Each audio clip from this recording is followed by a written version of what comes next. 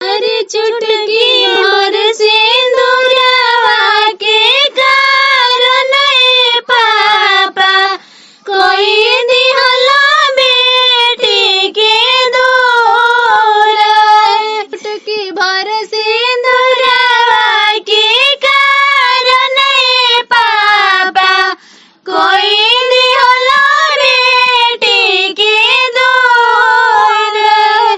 बेटी ले ले बैठेलो चौका पर बापा कोई दिहला नजरी से दूर। बेटी ले ले बैठेलो चौका पर बापा कोई दिहला नजरी से दूर।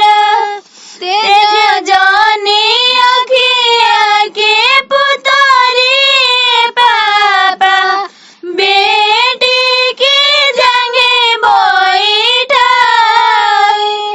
तेज जानी अखिया के पुतरी पापा बेटी की जंगे बैठाई। हाथ के सिंदूरवा धराई, हाथ के